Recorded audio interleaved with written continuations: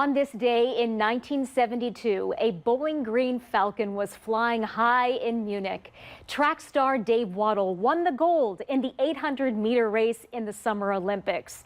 And 53 years later, I had the chance to revisit that moment, not only with Dave, but with two of his closest friends who were cheering him on from home. In one of the most exciting Olympic races of all times, at the back of the pack is not normally where a runner wants to be, especially not at the Olympics. I was panicked. They took off very quickly. I fell behind very quickly. And lest you think this was strategy. And in an 800 meters, it's so short, it's so quick. You don't give people 10 yards and think you're going to reel them in at the end. It usually doesn't happen. Yet, that's what Dave Wottle appeared to do in 1972. They were literally running out of steam, whereas I was just maintaining an even pace. It's kind of an optical illusion. It looks like I'm kicking, but actually they were slowing down. Wottle chatted with me from his home in Tennessee, recounting the moment that he crossed the finish line. We're standing there staring at this gigantic pitch black scoreboard with the rest of the world, and all of a sudden, Wottle D USA and my time flashed up on the top line. And that is when Wottle D USA joined the ranks of Olympic gold medalists.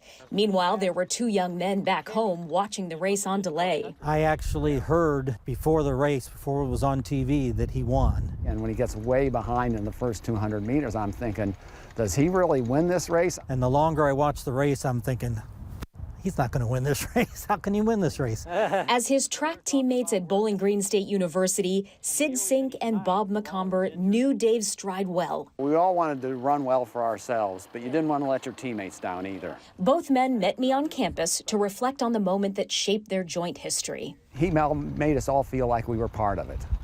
Dave was definitely a team-oriented guy. He didn't walk around like he was a big shot either.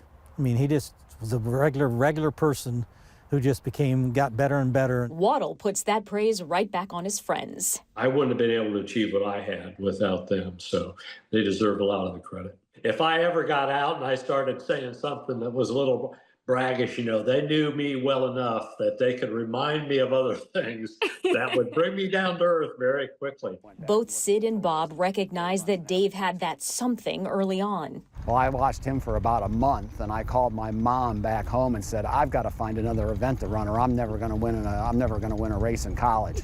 McComber and Wottle also share another bond. My wife and Dave's wife were roommates in college, and they introduced us on a blind date. Both men went on to marry their sweethearts. In fact, Wottle tied the knot just days after making Team USA, much to the chagrin of the Olympic coach. He had made a quote on the day I got married that Dave Wottle gave up a gold medal for a wife.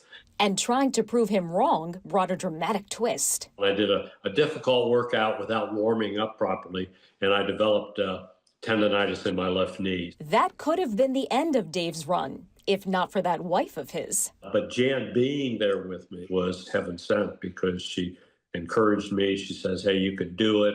You can come back off of this. And of course, I had to ask about that signature hat. Now, the first, I don't know if it was 1 year or 2 years, he didn't wear a hat. And then I think he decided, well, I need to start wearing a hat too. Of course, he made it famous.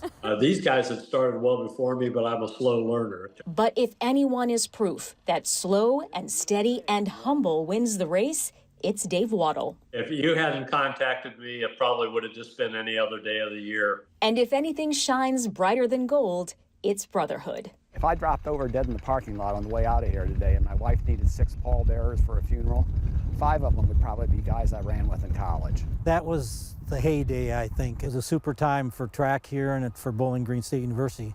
In Bowling Green, Sasha Bray, 13 Action News.